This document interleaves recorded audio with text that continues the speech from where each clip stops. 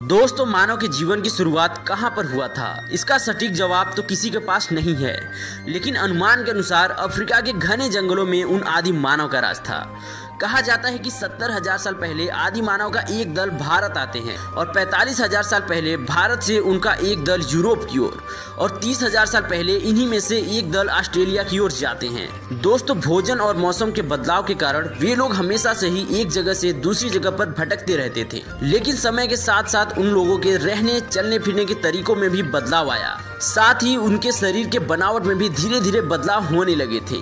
दोस्तों, इतिहासकारों के अनुसार ये बात उस समय की है जब हिमालय का जन्म नहीं हुआ था।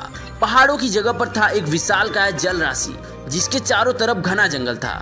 यहाँ पर रहते थे नर वानर जो आम बंदरों से बिल्कुल अलग थे और कभी कभी जमीन पर भी उतर आते थे। खाने के लिए उनके पास कोई कमी नहीं थी। ये पेड़ों के फलों को संग्रह कर खाते थे। शुरुआती समय में इसी प्रकार जीवन यापन करते थे। एक दिन विशाल समंदर में कंपन पैदा हुआ और देखते ही देखते सागर को भेद कर उठा एक विशाल पर्वत। इस परिस्थिति को देखकर वहां पर घूमने वाले जानवरों के बीच हाहाकार मच गई और इस पहाड़ की उत्पत्ति के साथ वहां पर रहने वाले जीव दो हिस्सों में बट गए। कुछ रहे पहाड़ की उत्तर की तरफ और कुछ रहे दक्षिण की तरफ। धीरे धीरे पर्वत की उत्तरी हिस्सों में वर्षा की मात्रा कम होती गई, जिस वजह से वहां पर पेड़ पौधों की मात्रा कम हो गई।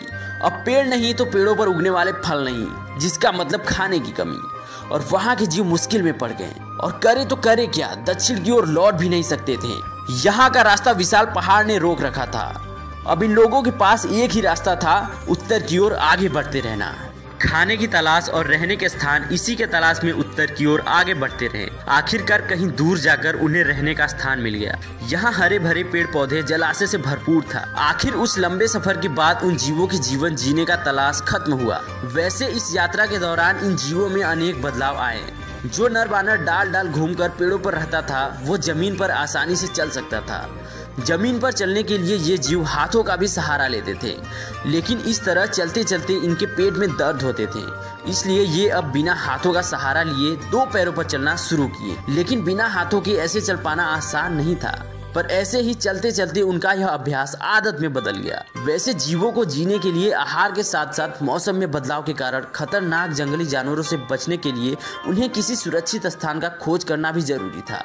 अपनी सुरक्षा को ध्यान में रख के ये जीव झुंड बनाकर जंगल में जाकर भोजन की तलाश करते थे और हर झुंड का एक मुखिया होता था और झुंड के हर सदस्य को अपने मुखिया के अनुसार काम करना पड़ता था। उनकी अवहेलना करने पर उन्हें झुंड से बाहर निकाल दिया जाता था। ऐसे में झुंड से बाहर निकलकर जाएगा कहाँ?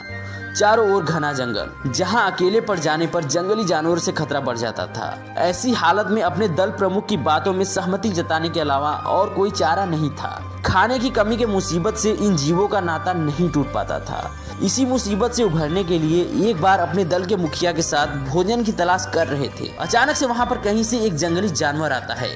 अपने बीच जंगली जानवरों को देखकर सब डर जाते हैं, लेकिन वहां के युवा आदि मानव अपने दम पर जंगली जानवर का सामना करते हैं। ऐसे ही जंगल में भटकने के दौरान तेज वायु की वजह से पेड़ों में टकराव होते हैं और अचानक चारों तरफ आग लग जाता है, जिस कारण वहां के असहाय जानवर आग में मारे जाते हैं और पहली बार उन्हें आग और पके मांस के बारे में जानकारी मिलती है। और इसी प्रकार जानवरों के संग्रह करने के साथ साथ उन्होंने जानवरों के खाल से अपने लिए कपड़े भी बनाए और ऐसे ही नए नए खोजों के साथ साथ आदि मानव विकास करता गया।